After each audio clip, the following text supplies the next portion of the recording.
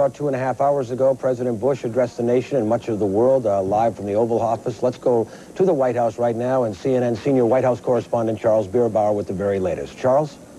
Patrick, for so long, some 5.5 months, the overriding question was, what would George Bush do in response to Saddam Hussein? He answered that tonight. The president took to the airwaves as wave after wave of bombers were still in the sky over Iraq and over Kuwait. The objective enumerated here was the liberation of Kuwait, but there was more to it than that. For a long time, the president had hinted at broader objectives. Tonight, he spelled them out. As I report to you, air attacks are underway against military targets in Iraq. We are determined to knock out Saddam Hussein's nuclear bomb potential. We will also destroy his chemical weapons facilities. Much of Saddam's artillery and tanks will be destroyed. Our operations are designed to The Energy Department to draw down what is known as the Strategic Petroleum Reserve. That's some 600 million barrels that the U.S. holds. It would be released to international markets at bidding prices at a rate of more than 1 million barrels a day. That's the kind of subsequent step that the president is going to have to keep his eyes on now that he has made the decision to launch this attack against Iraq. Charles Bierbauer, CNN, live at the White House. Charles, let me just follow up a little bit. At this point, as we've heard from Wolf Blitzer and some of our other colleagues around the world, that apparently the bombing is in a lull right now. I mean, there are not any attacks underway right now, and there's some sort of a damage assessment underway.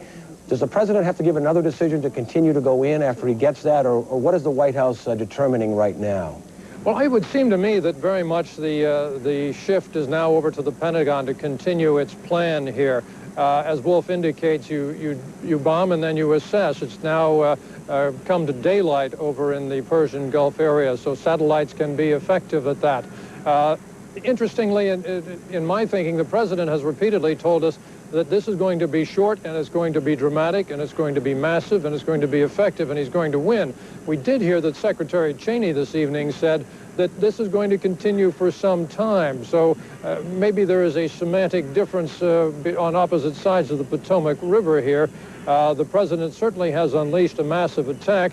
Just how long Secretary Cheney has in mind, we really don't know at this point.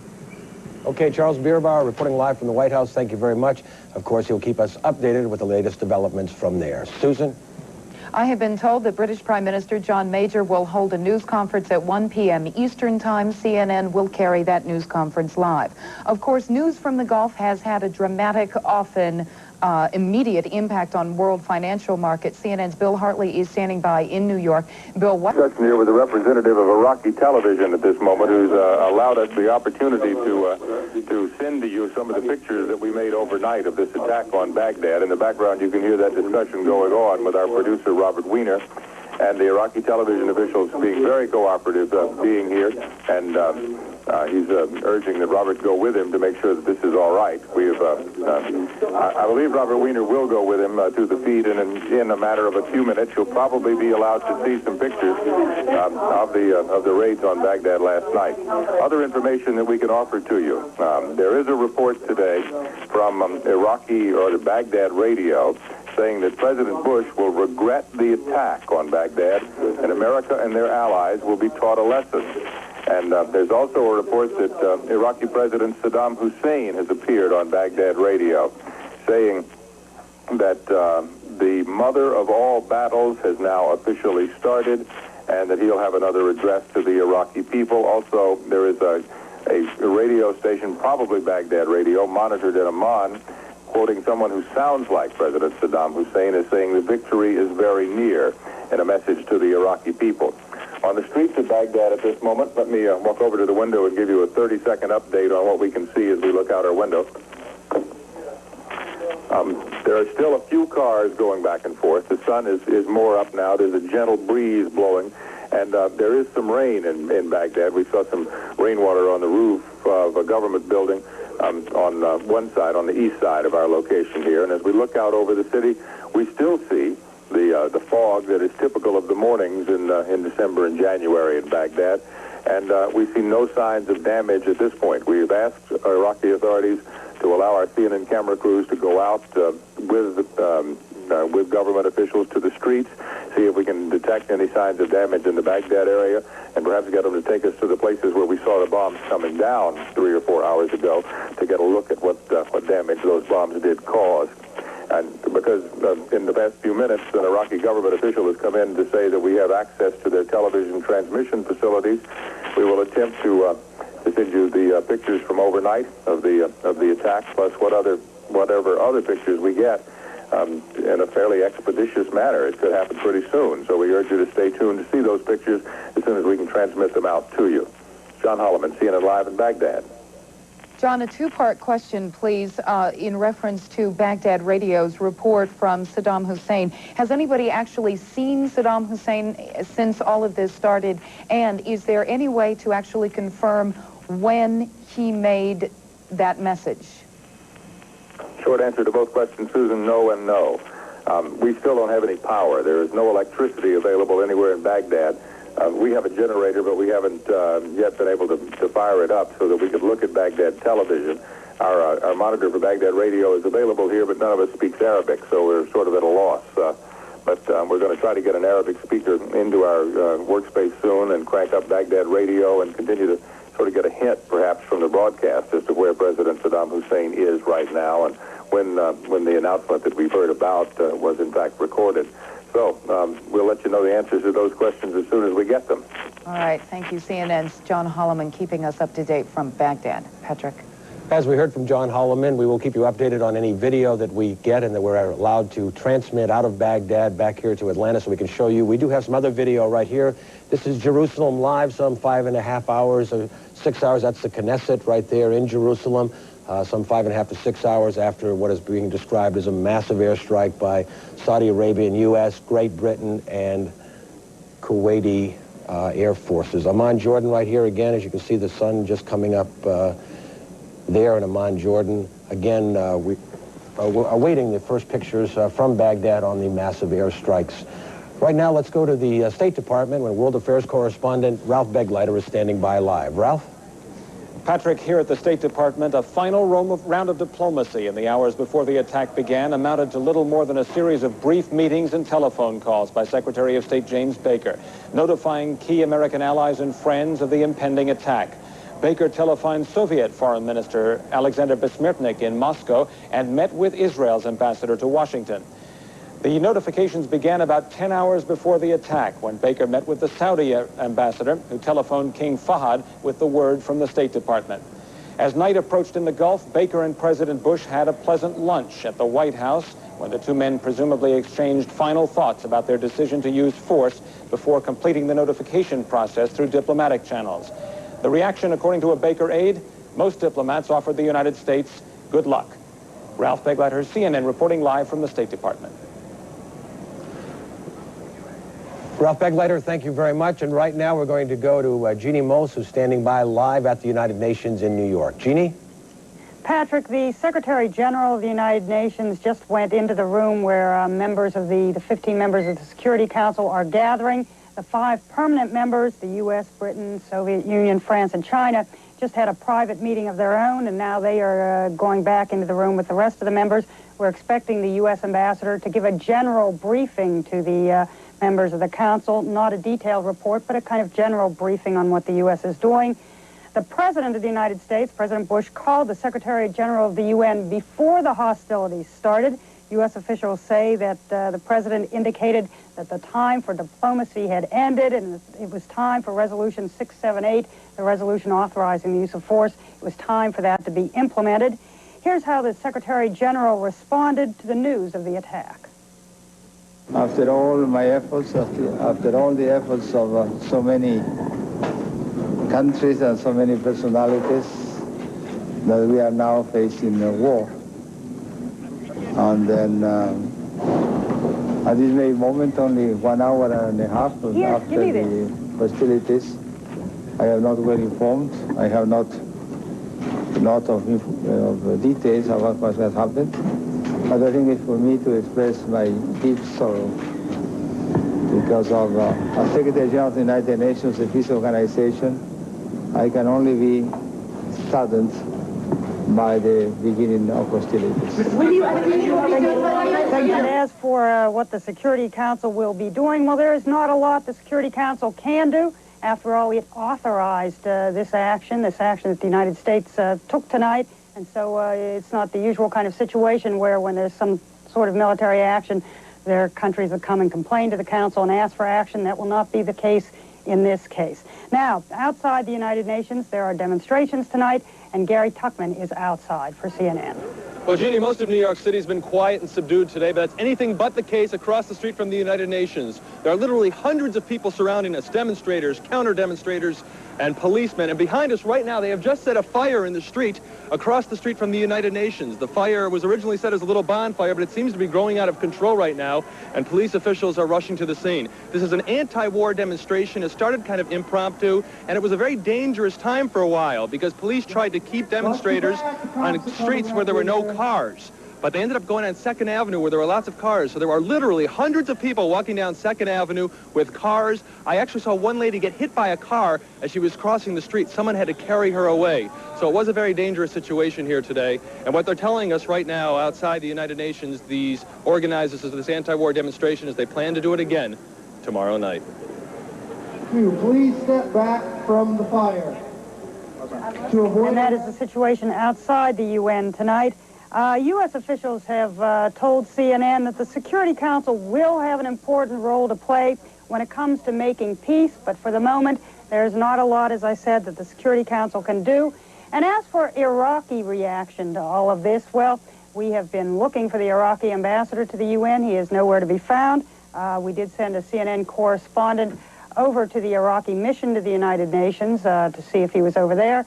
Someone there just shut the window on the CNN correspondent when he went over there to find the Iraqi ambassador, shut the window, said no, no, no. And so no reaction here so far from the Iraqis at the UN. I'm Jeannie Mose reporting live from the United Nations. Thank you, Jeannie. And just to reiterate, British Prime Minister John Major will be holding a news conference just a little bit over 1 hour from now. CNN will, of course, carry that news conference live. But right now, we go to CNN's Doug James, who is standing by in Amman, Jordan. Doug, what's the latest from your angle? Here in Jordan, in one way at least, the day began like any other day with prayers at the mosques. Of course, this was no ordinary day. Most people heading to the mosques had already heard on their radio of the beginning of the Gulf War. Now, so far, there's been no official reaction from the government. We understand that King Hussein has been watching developments on CNN, as many world leaders have, and he is expected to make some kind of an announcement, perhaps on television, later this morning. Jordan has already taken precautions. Its airspace has been closed. It was closed about an hour before the attack, indicating that perhaps Jordan got some kind of indication that the attack was about to begin. Its 100,000-man armed forces are on the highest of alert, and some reservists have been called up. The fear here, of course, has always been that Jordan somehow would be brought into the war, that Iraq might attack Israel, Israel in return might attack Jordan. That has now been somewhat discounted with reports that the missile sites, which would have been aimed at Israel, have apparently been destroyed. The Palestinians here, of course, especially those in refugee camps, are shocked. They had hoped that Saddam Hussein could have helped them establish a homeland to get some kind of a linkage with the whole issue of withdrawing from Kuwait. That clearly has failed.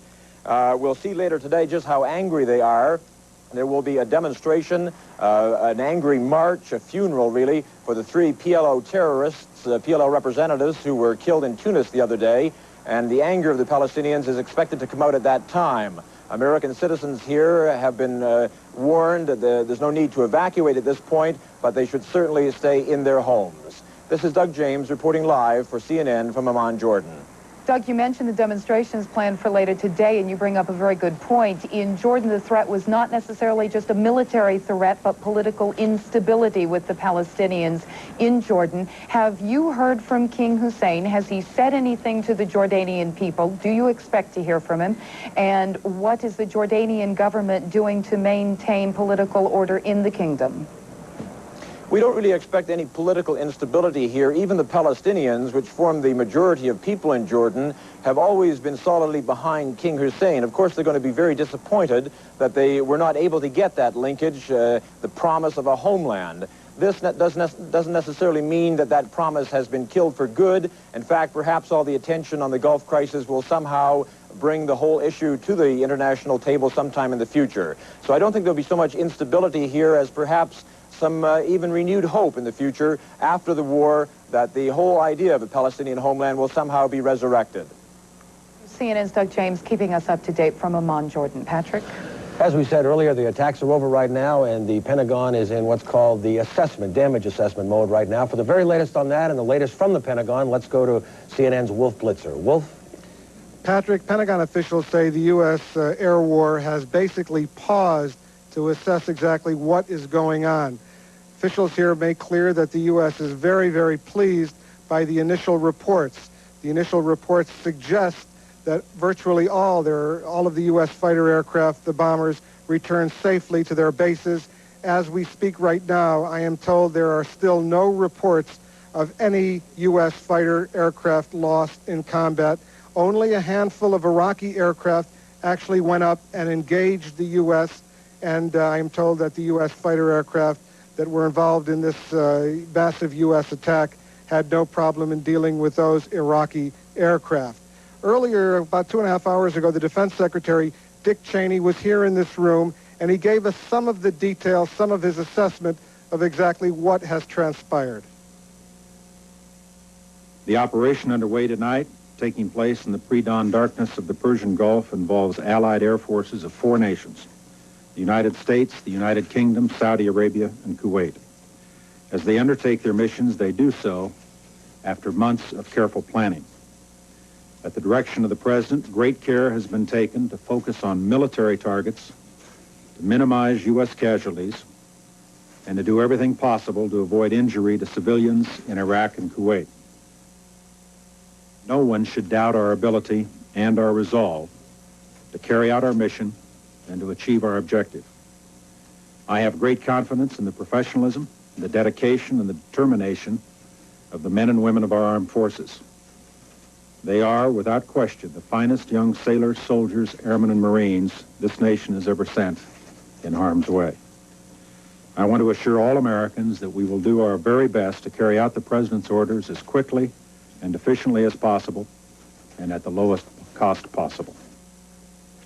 Pentagon officials say that virtually all of the fixed Iraqi Scud and other ballistic missile sites were taken out in that initial U.S. and allied airstrike. In addition, virtually all of the Iraqi air bases were destroyed, put out of commission. There is additional information that we have here that a big chunk of the elite Republican Guard, the best Iraqi soldiers, about 150,000 of them in the northwestern section of occupied Kuwait and in southern Iraq, that the U.S. dropped some huge bombs on many of those positions, and the initial reports are that a big chunk of the Iraqi Republican Guard has been put out of commission. A word I heard earlier this evening from a senior Pentagon official who has received these initial accounts is that the Republican Guard has been decimated. The U.S. intelligence community is now sending satellites over. The U.S. intelligence community and military intelligence are going to debrief all of the American and other allied pilots who have now returned from this massive U.S. airstrike, U.S.-led airstrike. It wasn't only the United States, Britain, Saudi Arabia, and Kuwait also participated. But by all accounts, the initial word here at the Pentagon, as far as the U.S. Is concerned, it was a very dramatic success. Patrick?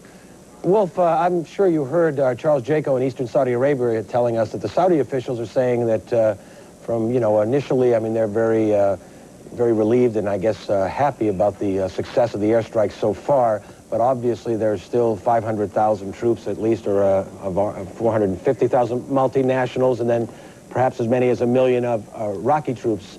Where does the Pentagon stand now? I mean, are they going to do more bombings at this point, or are we going to, I know Dick Cheney said earlier, the Defense Secretary, that ground forces were not going to be used or haven't been used right now, but where does it stand right now? I am told that there is going to be an assessment made in the next few hours as the initial casualties, as in the initial account of exactly what happens reaches Washington, as all of the information reaches Washington. This pause is going to continue for some time for the U.S. to make an assessment and then decide what the next step is. The hope always has been here in the Pentagon, and this has been expressed many times privately in the weeks leading up to this war, The hope has always been that if the elite Republican Guard and the Iraqi air power, the ballistic missiles, if all of that could be, in the words of some Pentagon officials, decimated, then the Iraqi troops, the 500,000 plus Iraqi soldiers who are in and around Kuwait, that they would have no choice but to surrender, especially if the command and control facilities were cut off. They didn't have supply lines. And this is certainly what the Pentagon hopes. Earlier also in the weeks leading up to this, we had also been told that there would be a pause after the initial strike for Saddam Hussein, if he's still around, to assess what the situation is and to decide, is he now ready, in the words of one Pentagon official, to say uncle, and he suggested Uncle Sam in this particular case, is he now ready to evacuate, to withdraw from Kuwait, to allow the Kuwaiti government in exile to be restored? If that would be the case, I assume that the United States would stop this assault if that decision was made by Saddam Hussein. No word, of course, yet, and I don't want to leave you, our audience, with the impression that this war is by any means over. What is clear, though, is that the initial reports reaching the Pentagon describe a devastating U.S. air assault, and of course, the situation will be assessed in the hours and days to come. Okay, Wolf Blitzer reporting live from the Pentagon. Thank you very much. Of course, we'll be checking in with you for further information throughout the night. Susan? And as Wolf mentioned, Pentagon planners had, of course, envisioned a pause after the initial strike to give Saddam Hussein a chance to reassess his position. And this just in, the 16-member alliance of NATO has held an emergency session. The U.S. ambassador to NATO told the organization that Iraq still could avoid destruction by pulling out of Kuwait. The ambassador said it is not the U.S. installation to occupy or dismember Iraq, but to liberate Kuwait. Again, that to an emergency session of NATO. But the military offensive overnight has been described as possibly the greatest air attack in history, the largest, the strongest air attack in history. CNN's journalists in Baghdad rode out that attack. CNN's John Holloman rejoins us now live from Baghdad, where it is just after 8 o'clock in the morning there. John. Susan, good morning. An interesting development here. At a location, I guess, less than a quarter of a mile from our CNN Baghdad bureau, there is a huge cloud of white smoke that is pouring out of the side of a building. We don't know whether it is being manufactured intentionally or whether there's something on fire in this building, but the smoke is coming out in such volume that it has totally obscured our view of the outside world in a very short period of time. It would lead one to believe that perhaps the Iraqis have manufactured this smoke. We don't know anything else about it except that we see the source that it's coming from, and that has made it very, very difficult to see even out our windows here at the hotel. It's thicker than the thickest fog we have seen in the early morning hours in Baghdad. A couple of other notes for you. The Pentagon says the Iraqi Air Force has been decimated. The elite Republican Guard, the best Iraqi soldiers, the ones sent to defend Kuwait, have been destroyed. The Iraqis have a different view of that situation. Baghdad Radio quotes Iraqi officials as saying President Bush will regret the attack. The Americans and their allies will be taught a lesson. Saddam Hussein, in an address to the Iraqi people and the Arab nations, says, the mother of all wars has started, and the victory is very near. Iraqi television in the recent past has invited CNN to transmit all the pictures of the attack we made last night to you. We will begin doing that within a matter of minutes if we can work out the technical details and if Iraqi television is able to operate and has electricity and all the facilities that they normally have when we send pictures to you. And you'll remember, if you were watching our broadcast earlier in the evening in the United States, or 3 or 4 hours ago, wherever you were, the descriptions that we offered you over the telephone line here about how remarkable it was. We have a guest who was here during the bombing of Baghdad last night, who was also in Tripoli, Libya, in the Libyan bombing in April 1986. She's Marie Colvin, the Middle East correspondent for the Sunday Times. Marie, first of all, tell me what happened to you last night. Well, what was remarkable, about the same time as Libya. In this case, though, when first we saw what was happening first, I mean, you saw anti-aircraft going up, you saw a sort of spectacular, what looked like a fireworks display, didn't it? I mean, tracers going up and a series of red lights and sparkles. But it wasn't for, I mean, in Libya, what happened is we were just jolted out of our beds by the sound of planes coming in, so it was a lot closer there. I mean, this was off in the distance, but it was a pretty spectacular display for that. Yeah. How would you compare the two? I mean, would you say that that this was a lot more firepower than was used in Libya? Well, this was a lot more massive. I mean, it was not as close. I mean, Libya, you had pretty much two bombing runs. I mean, the first one you missed because we woke up and you had that second one come in. The Libyan anti-aircraft didn't start till 10 minutes after. You had it look like a massive battle out there last night. You know, going, lowing, and starting all over again over a period of about 2 or 3 hours. But we could see out of our windows was massive bombing off in the distance, but not that far, maybe 5 miles along what looks to be the Baghdad airport, probably some other targets there. But they don't seem to have actually hit in the city, whereas in Libya, they did hit targets in the city, Gaddafi's barracks, where he was living at the time, for example. Yeah. All right, Marie. Anything else you want to tell us? How are you feeling in the aftermath of all that? Very tired, Sean, but... All right. Well, I think there'll come a time when we'll all be able to get some sleep here. I don't know if it'll be now because this acrid smoke that we told you about a few minutes ago at the beginning of our report is beginning to filter into the hotel. Mark Biello, this doesn't smell poisonous to you, does it? No. It smells just like some very thick smoke that's here.